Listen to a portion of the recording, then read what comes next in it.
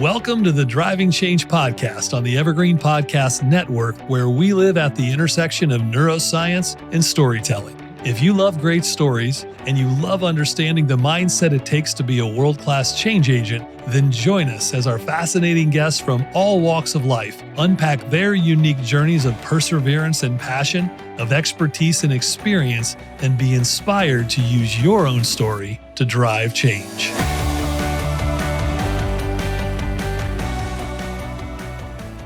Welcome back to the Driving Change podcast. As usual, I'm your host, Jeff Bloomfield. Today's guest is an expert, and he's an expert not just in financial advisory services, but Michael Novak is an expert in understanding the communication required to get your family on the types of values it takes to not just go out and learn what to do with a buck, but how do you take the money that you're earning as a family and make it transcendent through generations? What are the keys to success? But also, when does success stop becoming significance? And then what are some of the challenges in between? He's seen it all.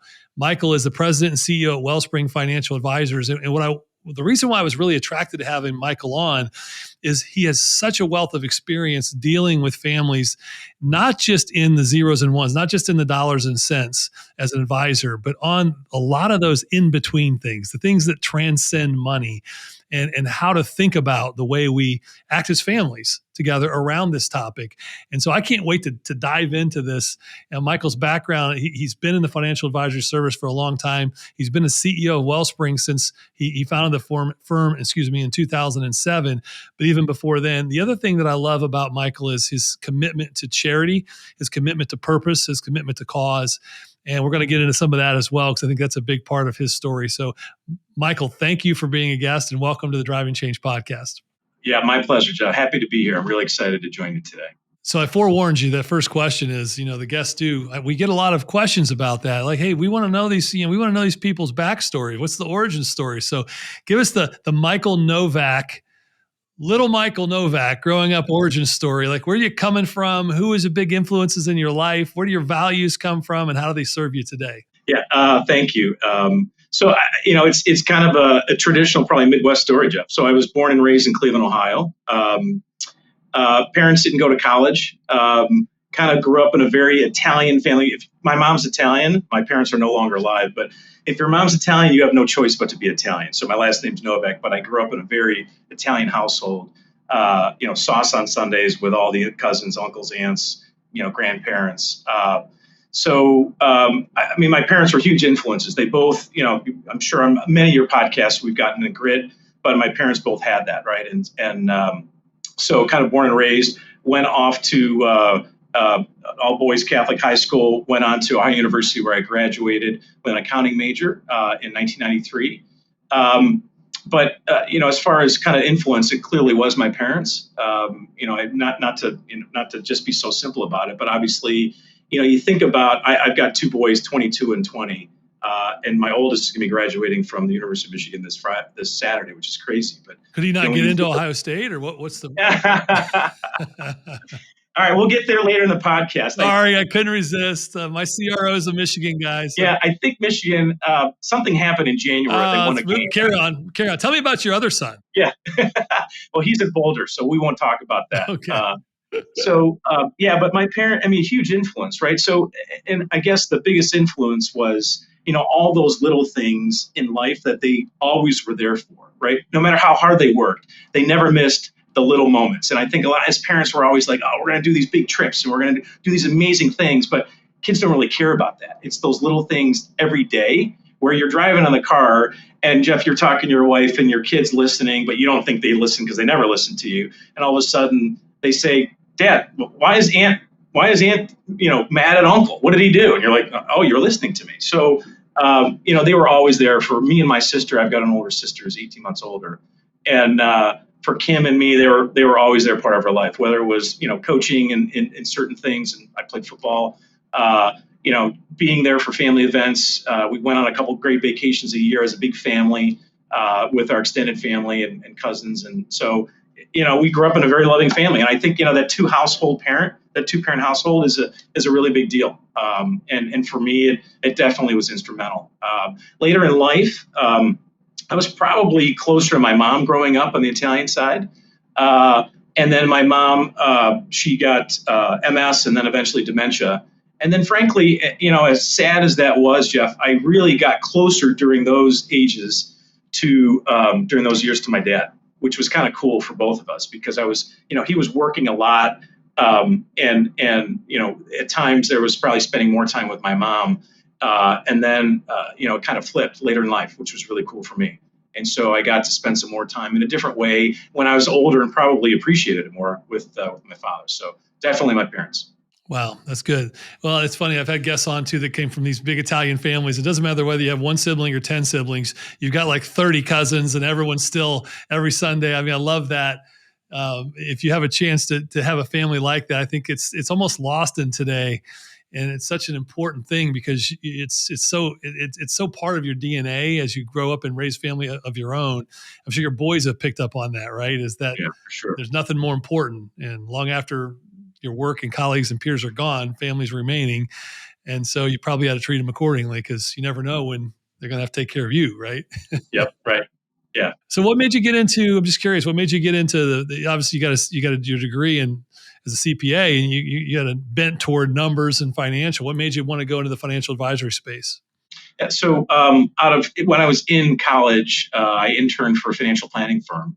And I was fortunate during kind of OU was on quarters. So I had a couple quarters during a tax season where I was working doing taxes, and then my summers, my junior and senior year. And so it was, I came out of school thinking, and at the time, the big five, the big public five accounting firms, that was a brass ring. They pushed you. My professors said, go to E&Y, go to Price. That's where we want you to be. And I'd worked at this other firm for a while, and I really liked it. And so I started there. And was blessed at a young age. I think I was 26 when I started getting in front of client relationships and being, maybe not the lead on some client families, but being, a seat at the table and a vocal seat. And so I loved it, right? I think the typical, when you think of a CPA, I'm a CPA, you don't really think of, someone who, stands out or maybe just too vocal, but maybe I'm the anti-CPA, but in that case. But I really enjoyed the client side of it. And what I enjoyed about the client side was, I guess, two things. One, connecting the dots holistically with their investments and taxes and estate planning and all the technical things. But then on the softer side, understanding what these families really needed, like what were their issues and how could I, even as a young age, and frankly, it wouldn't be genuine as a 26-year-old or later in life still, even in my 30s, to sit there and say I could empathize with their situation, but I could talk about it from their children's perspective, right? So as I was a 28, 29, 30-year-old or starting to have kids, and I was dealing with someone in their 60s who looked at me like I was their child, it was good and bad in some cases, right? And so I try to, to meet them from a different form of empathy as far as their kids and saying, well, maybe these are the things they want to hear, or maybe this is the kind of information that you should start sharing, or maybe this is why you shouldn't be so fearful about having that conversation about money. And so that was in my early 30s. I left and started Wellspring when I was 36, and been doing it ever since then. So what would be some good? Obviously, we don't have time to it'd take us 2 weeks to even if we went 24/7 on the lessons you've learned. But I'm always fascinated and curious because you've been able to serve some of the wealthiest of the wealthy families in the course of your career, but they're no different than the rest of us when it comes to some of the issues. So what are some of the issues that you've seen have transcended families from a communication standpoint, from a relational standpoint? Because it doesn't matter. Again, it's a matter of scale, right? It's a factor of whether you got $100 to give to your kids or whether you got $100 million to give to your kids. There's still issues that are pretty transcendent to the money. Yeah, and that's a great point, Jeff. Really, the issues are very similar. I think a lot of people say, "Oh my gosh, we've got some billionaire clients," and they're like, they've got huge issues. Well, they've got huge dollars, but their issues are just like anyone else that's listening today. I mean, I think ultimately, the first difference that you have to address is the difference of the generations, and contrasting the greatest generation of the boomers to I'm an X to kind of millennials. I've used this a lot as an example. If my grandparents were alive and my grandfather was having my grandmother sign a tax return, he would literally cover up the return and she would have just signed it. And there would be no questions. Now, you take that to a millennial, right? And you're covering it up and showing them something, and they look at something that says AGI. And they're like, what is that? Well, that's adjusted gross income. Well, that's $3 million. what is that? Like, where is that in my bank account? Like, where? And so there's a huge difference in the generations right now as far as the level of transparency that people are asking for. I mean, social media has changed it, right? And so I think you expect to see or hear or know everything, as opposed to older generations that are like, well, we just don't do that. That's not what we do. One of the exercises that we do with families is called a money message exercise. And I'd sit down with you and I'd say, Jeff, okay, what was the message that you got about money growing up? Who delivered that message to you? What did it mean? And then now, today, going forward, what is your money message? Could be the same one, could be different, and why? And so it's always interesting when they talk about the message growing up. It's typically parents, sometimes grandparents. And it's like, it's very similar. But a lot of it is you don't talk about money, right? You be grateful for what you have, although you don't know what you have, because you can kind of see around and say, all right, do I live in a mansion or do I live in a 2,000 square foot house? But I can gauge, how am I flying? Where are we traveling? But ultimately, it's just this lack of transparency. I think so. To your question, I think the first thing is getting over accepting that, and then saying, okay, preparing them for nothing is just as hard as preparing them for everything. Wow. And so, where do you start? And this conversation, so starting with the first gen, and we'll just say, let's say there's 2 gens. First generation, we're like, all right, so this is what's going to happen if you don't work at this. And there's a term called shirt sleeves to shirt sleeves in 3 generations. 90% of the time the money's gone. First generation makes it, second keeps it, third spends it. So 90% of the time the money's gone, and it's not because of bad investments or you pay too much in income taxes. It's lack of transparency, lack of trust, lack of being prepared. The heirs just not knowing. And so I think most parents are like, I don't want to screw up their lives. I don't want to take away incentive from Jeff. So I want Jeff to do all these things on his own. And I want to be the kind of parent that hides in the bushes behind the stop sign and just watches him cross. And, just be there just in case Jeff needs me, but just to let him cross. But ultimately, they are the parents that run out and stop the kid from crossing. And they're the helicopter parents that get too involved on some of those things. But yet, while they do that on the more important stuff, like financial education, they don't talk about it. So, getting understanding and setting the tone and setting the expectations of, okay, if you don't do this, who will? And there's fears around it. So let's break down those fears. And so let's break down the fear of, okay, if I tell them, they're going to change their lifestyle. They're gonna become a ski bum in Colorado, right? And there's nothing wrong with skiing. I love skiing. My son's in Colorado. He loves skiing. We've talked about, would he ever be an instructor? I don't know. But so what does that look like? And so talking about that, and I think it's different from the boomers then, who a lot of the greatest generation had left us, and so now dealing with that boomer generation of their lack of transparency, or looking at that saying, well, we didn't do those things. We every generation thinks the next generation spoiled, right? Right. Well, we didn't have all those things, and we didn't have all these phones, and you guys are going to Europe all the time. And so what I tell the generation before is that, well, your grandkids don't have a car, they don't own a house, they rent, they have a bicycle, they take public transportation, and they don't have things anymore. They have experiences. So it's a difference on what they do versus what you do. Things were important to you, but things are not important to them. It's more experiences. And so how they spend their money, you're judging, but it's a different thing. So break down the generations things, break down the fear, kind of the fear versus hope, and getting into those conversations, and then facilitating, frankly, conversations with the family around some of these issues. The worst thing to do is start, if I sat down and I said, okay, Jeff, here's our balance sheet and here's what you have. Worst way to start. Or talk about, here, you have a trust and you're the beneficiary of a trust, and here's what's in your trust. Don't start there. Don't start with the numbers. Start with the softer issues to prepare them eventually when they get that number. Give me a couple examples of softer issues that you would start with, or you'd encourage us to start with. So I think that going back to why do families mess up? If it's lack of transparency or communication, and then the second is family values. So let's get into some exercises with families. And so we do this with a lot of our family meetings. In the first meeting, again, setting the stage of, we're having a family meeting. When you say that, sometimes the kids are like, okay, who's in trouble? Right. Or, are you guys getting divorced? What's happening? No. Okay, so here's why we're meeting. And then on the softer skills, so one of them is a communication exercise where, basically you do a self-assessment. It's one of those 4 square boxes of, where are you? So on the top, you've got someone who is challenging and someone who's supportive, and then someone who's disciplined and someone who's spontaneous. So on the top, I don't know where your screen is, but mine, on the top right, if you've got someone who is challenging and spontaneous, that's a persuader. And then the opposite of a persuader is someone who's supportive and disciplined, that's an analyzer. If you're opposites, you completely do things differently. So I'm a persuader, my wife is an analyzer. And so like way we approach conversations, the way we do things, right? Yeah, it's kind of like, and I joke about this, and Courtney, if you watch this, please forgive me, but like it's kind of like when, where do you want to go to dinner? I'm like, I want to go to this restaurant, I want to sit outside, and I want to have the trout. And she's like, whoa, you just said that in like 3 seconds.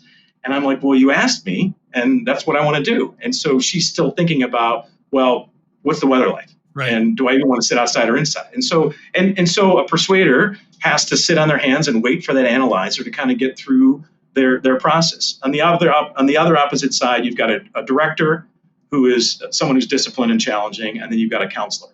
So we do this assessment in the family setting. Everyone does it at the same time. As they're doing it, then you say, okay, Jeff, you start. You're the patriarch. You start. Read yours out loud. As you're reading it, your kids are laughing. Oh my God, Dad, that's totally you. Let's say you're a persuader. Is that what you are? Because you kind of, okay, I get it. And so, you acknowledge that, and your kids are laughing at you, and oh my God, Dad, you do this all the time. And so you go around the room, you start with that. And then there's another layer deeper of what kind of persuader are you? Like what degree of a persuader? Are you closer to the middle, or are you further on the outside? And then we go around and do the same thing again. And then we talk about the differences of communication, the differences of style, how we deal with conflict differently, what a persuader does versus an analyzer versus a counselor or director.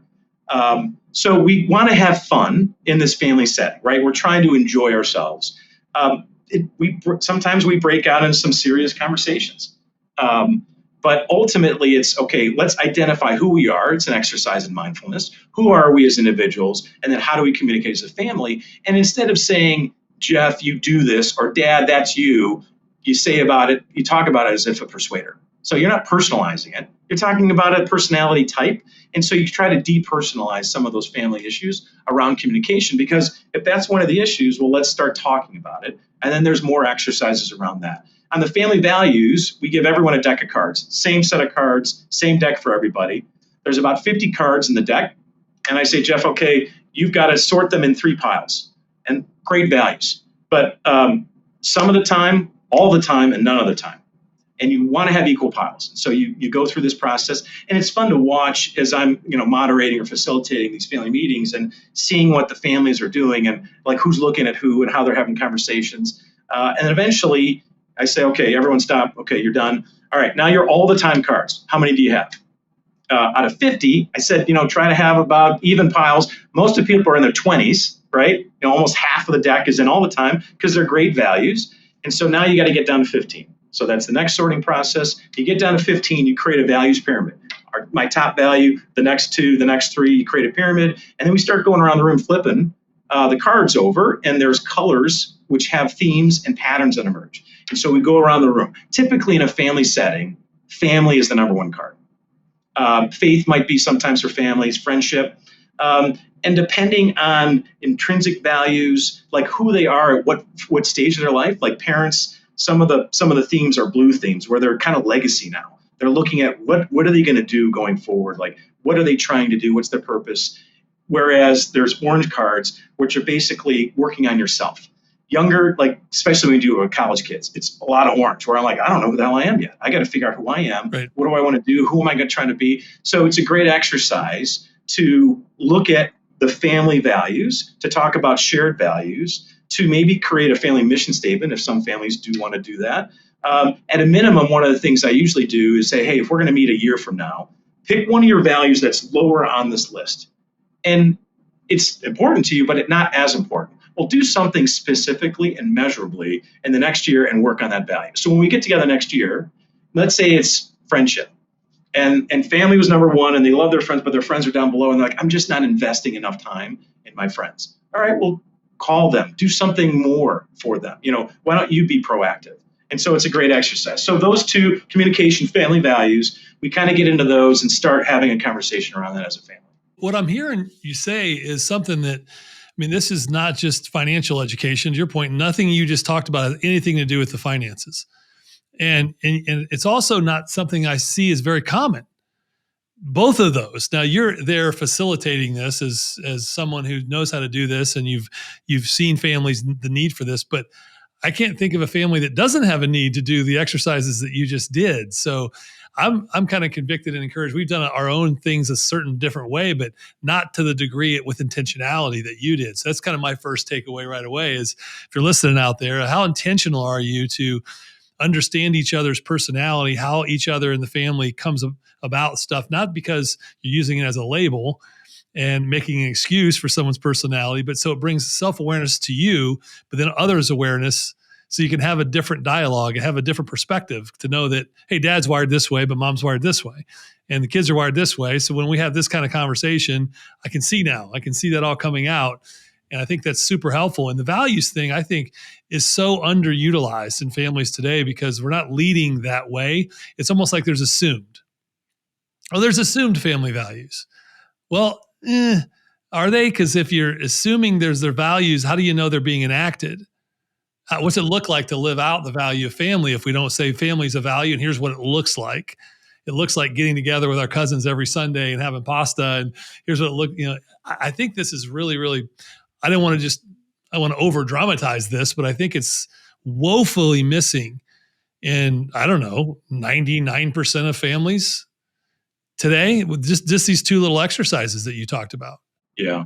Yeah, I agree with you totally. Yeah, I think it's not there. I mean, I'm a CPA, so coming from a financial services background, and our average family, our minimum family size is 50 million. So we're working with families that this is more present to them, right? Because they've got some more zeros, and they're really looking at, oh my gosh, how do I really do these things? And if we want to be a legacy family, what does that mean? How do we define it?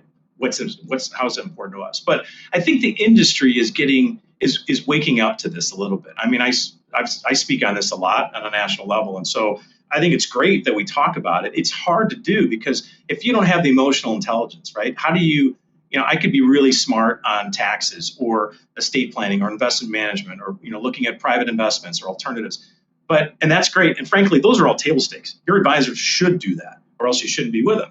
But in the end, it's the soft stuff where if you ask someone of a lot of wealth, there's probably two things they're going to answer. What keeps you up at night? One's going to be, I don't want to mess up the kids. So we were fortunate and blessed as our family to have this wealth. What do we do with this, right? So purpose, passion, vision. How do we give back to others? Philanthropy is a huge piece for a lot of families I work with. And then the second is, frankly, health. I want to live as healthy as I can as long as I can. And so what do you do around those things? So how do you partner with organizations or, thought content or thought providers to provide you kind of those relationships or that counsel? Because again, the easiest, I mentioned this before, the easy stuff is the technical stuff, which you think is so hard. Yeah. The hard stuff is the softer issues on the family. Right. And so as a firm, it's just something that we believe in, and we've been doing it for, since we started. No, it's so good. I think what you're bringing to light is, and I love hearing you say that. I get it. The constraint is if you don't have a financial advisor, you're probably like, I don't even know what this even means. What are they talking about? I don't even know. I barely know the lady's name at the bank when I go cash my check. I get it. But if you still cash checks, right? Well, maybe. By the way, I am lobbying for as the greatest generation passes on. Yeah. I'm lobbying for Gen X to be known as the greatest generation. Can we be the new greatest generation? I love it. I think we are. I'm not getting a lot of support from the boomers or the millennials on this. Yeah, I think we just call ourselves that, and eventually maybe it'll catch on. I'm going to claim it. I'm claiming it. So we're going to do it. Anyways, but what I think what is interesting is, and I'm thinking about the families that I know in my life and my sphere and circle of influence that, they're well off. They're probably upper middle class. They're not uber wealthy. They're not going to meet your threshold. But these same issues are existing. Like they have enough to say, I want to leave my kids something meaningful. I want to create a legacy. I want to do these things. But these little steps you're talking about, the education's not there.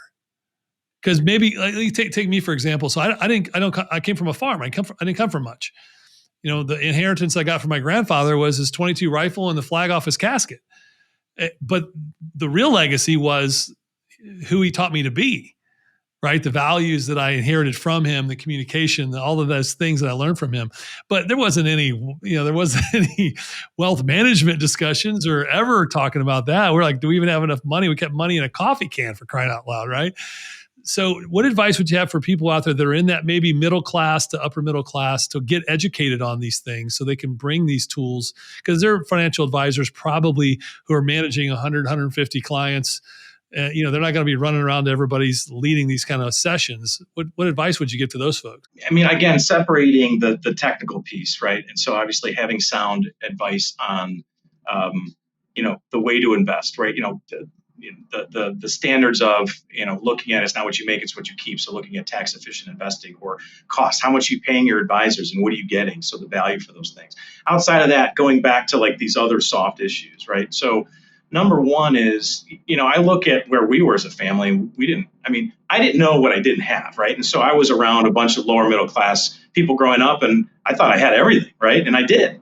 And so I think part of that is, working with your family, working with your kids and or grandkids and sharing stories, right? So everybody loves to hear a story. So, where even if you're kind of how I grew up, I still wanted to understand how my grandparents grew up, which was on a farm, right? And so it was like they didn't have running water. They didn't have some of the things that we had that we took advantage of. And so we just took for granted.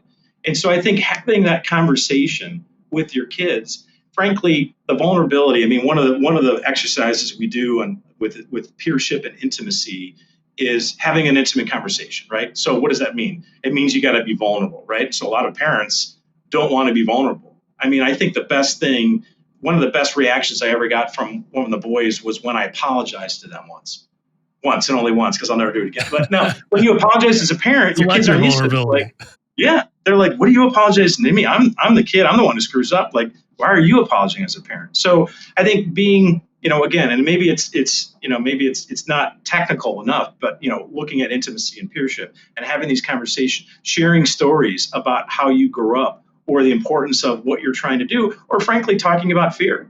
Like, okay, I'm worried about looking at, well, I guess to personalize it. So, we had a conversation, Jack, who's my son in Boulder, and he goes, "Dad, what do you think about if I took a year off out of college and maybe skied? It was a ski instructor and worked." And my first reaction was, "What?" And it was kind of like, okay, my mom, if I told it to my mom, she probably would slap me. Right. And then I said, "Jack, listen, I get it, dude. I understand your generation. I understand you don't have, like, looking at things that's different now. And also, you'll never have this experience or maybe opportunity ever again in your life. And ultimately, it's your choice. It's not my choice. It's going to be your choice if that's what you want to do. But if you do it, a couple things, right? Number one, you need to learn sustainability. So it's your life. It's your decision. How are you going to be sustainable? What are you going to do? I think you have a lifestyle, and he admits it, that he likes certain things. That how can he afford those things if he is working on a certain salary that maybe he's not going to be able to afford those things? So what's the trade-offs in that? And everything has a trade-off, right? So you can make a decision based on purpose or passion over here and say, well, that's more important than something on the other side. And then ultimately, if it was something he agreed that wasn't what he wanted to do longer term, and he went out into, I think I may have used the term the real world, but you went out in the real world, what are you going to explain to someone? You're now sitting down with Jeff, he's interviewing you for a job. What'd you do the last year? Okay. You better have a reason. Like, what was your explanation? What did you learn? Right. So I don't think it's wrong. Like, I think on average, my dad was a grocery store manager, a union guy, had the same job with the same company his entire life. And so that's, you tell that to your kids and they're like, that sounds crazy. Right. Whereas, millennials have 7 different careers, not jobs, careers. So I think it's one of those things where we have to understand that, right? So how do I, as a parent, not be overly judgmental about maybe some of the decisions that my kids want to do, and have just a flat out conversation, but then set certain expectations that are just maybe mine, but maybe ones that I hope they have, again, on sustainability, right? That, our boys see where my parents grew up and how we grew up, which is unlike where we are today in life. And so we've already had those kind of conversations talking about, like, what did it take to get here? And what are we doing to do wherever? What's the next stage look like? And what do we want to do? And what's important to us? So it's not something that, you're so busy as a parent, you're just going through the day. You're not really having some of these conversations. Then you're not mixing money into those conversations. And so how do you start? I mean, you got to start somewhere, clearly.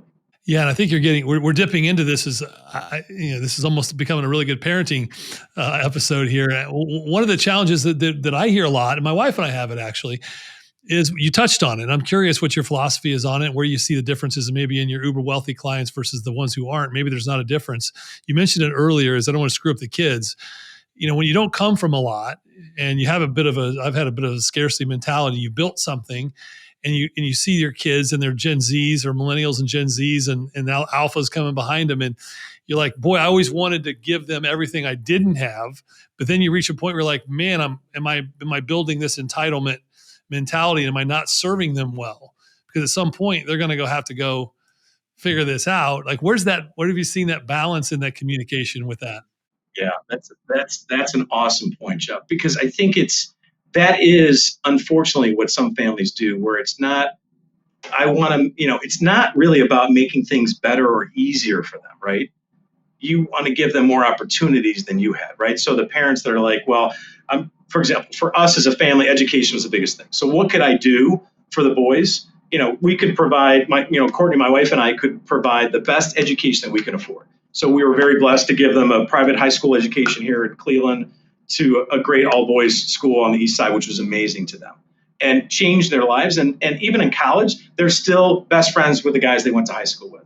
And then to go on to the next level, I'm not sure of the school down south in Ohio that's scarlet and gray, but up in Michigan, there's a really good school that, so trying to find those kind of things and saying what's important to us. So when we did kind of family values, education was really important. It wasn't about making it easier for them. And I will say this was one of my big mentors in life, gave me this message, and I shared it anytime I dropped the boys off at school. The last thing I said before I kissed them would be like, hey guys, listen, I want you to take advantage of all the educational opportunities afforded to you. And I said that every single day. And I never stopped saying it. And one of the boys, Drew, eventually wrote a paper about what that meant to him, which was kind of cool. Wow. But ultimately, it's, okay, what was my message? You have an opportunity, okay, that others don't have. You have to take advantage of that. Maybe you choose not to. And if you don't, at some point in your life, you're going to have a regret. I don't want you to have a regret. I'm not trying to make your life easier. I'm trying to make your life better in certain ways. And so identifying that, I think the parents that either try to make it easier for them or, save their kids from themselves. I mentioned helicopter parents earlier, but try to do that. Well, when the kid runs into a problem, they're never going to know what to do because their parents have saved them from themselves. So I think it's, some people put money in front of it. Some people put love in front of that. Whatever the carrot is, I think you have to be careful of its money because money will eventually break down, and it's got to be something more fundamental than that. Yeah, I think the big theme I keep hearing on this is, it's communication, right? Being really intentional, being vulnerable, having a process with which you have these conversations with your kids, with your spouse, with your, the folks that are important to you. I think that's probably what gets left from the generational differences. I think boomers are worse at it. Gen Xers are a little better at it, but we kind of grew up under the shadow of the boomers. So we got to be really intentional about it. Whereas maybe millennials are much more open and vulnerable, but I'm really overgeneralizing. Yeah. But what I'm hearing is that be intentional with the conversations that are built around the values so that everyone's clear. And the phrase I used to still use with my kids is the choices you make today will determine the options you have tomorrow. And so when you think about that, education, the choice you make today to go to class or not go to class will determine many ways the options you have tomorrow. And I think that's what everyone struggles with, right? Is like, how do we balance this? So as we shift gears a little bit here, as we're getting toward the end, I'd love to learn a little bit more about the idea of success versus significance. You've seen families that have achieved everything from a worldly standpoint, what would be called success. And I bet you've probably also stumbled across people that didn't find significance in that. And what advice would you give to those who maybe they put too much emphasis on what the world would call success at the expense of significance versus those families that you've seen really do both well?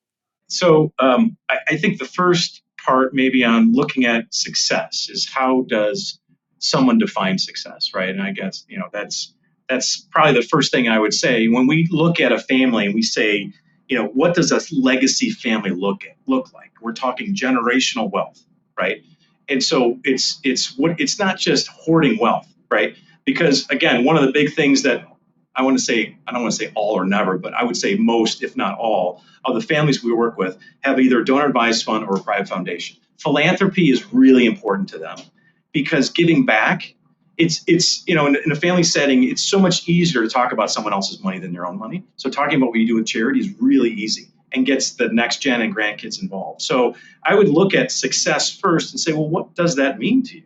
And it might be a number for some person. And I would argue, okay, that's fine, I guess, but there's some issues that you're eventually going to run into because once you get to that number, you're going to raise it again, right, and you're going to keep raising it. So success is it's infinite, right? As far as relating to a number, it's never going to be enough. So where do you find significance? You can be very successful, and I think you're right.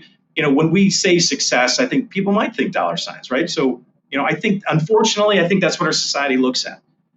And so how do we break that down? Clearly, as a family, if you're talking about it and you're afraid of it, like you mentioned the scarcity thing before. I think that's amazing. Scarcity was from a story or a lesson that you learned in your life. Maybe it was your grandfather on a farm living through the Depression or his father living through the Depression and looking at what he didn't have. So it was always like, there's going to be loss, Jeff.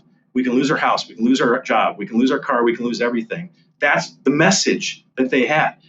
Fast forward to today, there really isn't a lot of loss. Now, COVID was dramatic for a lot of people. There was a lot of jobs lost during COVID.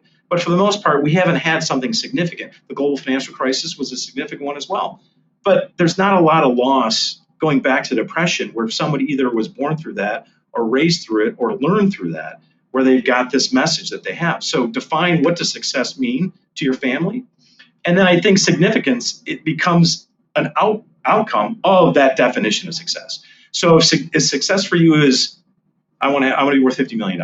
Okay, well then significance is going to be, how are you doing on your way to get there? And then when you get there, how do you feel about it? And I guarantee you're not going to be happy because you're there and you're just going to kick the can and say, okay, now it's 100. But ultimately, what are you doing it for, right? What's the goal? What's the end game? Yeah, that's really good. And that ties right back to, as we pull it all together, what are your family values? How do those family values not just be espoused, but get enacted? How do you define that as a family? And if you have that conversation on a regular basis and the communication, be intentional around that. I mean, these are all things that I think people might be listening to going, well, yeah, this is no duh, Jeff, of course. But I just don't think they're being done on a regular basis. And so you've made a living in a practice and you've built a life around helping people learn how to do this. And so any closing thoughts or advice you would give to folks in general? Yeah, I mean, I think kind of this, some of the exercises I was thinking about, like was voice and choice or kind of this wish and fear. But I think ultimately, if you're worried about, and again, if we're talking about this family wealth and legacy or family values, and I think just start, right? I mean, so there's no right or wrong answer. And we're going to continue to screw up. I mean, I make mistakes every day. And so how do you learn from those mistakes? But just having a genuine, a real conversation about it and admitting as a parent, I'm worried about this.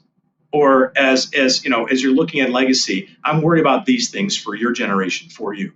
And so I don't want to protect you from yourself, but I want to help you. So help me. And frankly, if you said that to a 20, think about a college graduate or a 30-year-old who are starting to have kids, they want to be engaged in some of this, right? And they don't want to be in that parent-child relationship for the rest of their life.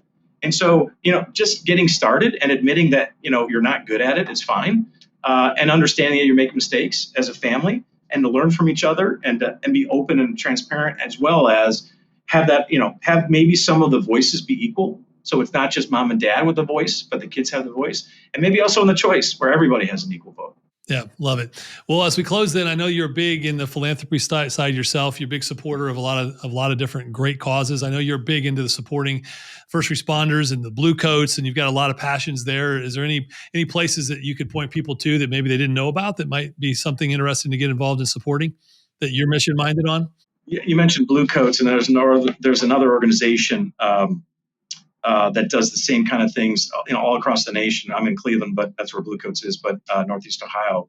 But there's one on the national level. Basically, if an officer or firefighter or an EMS person is killed in line of duty, they come in and they basically take care of the family as if that person was still alive.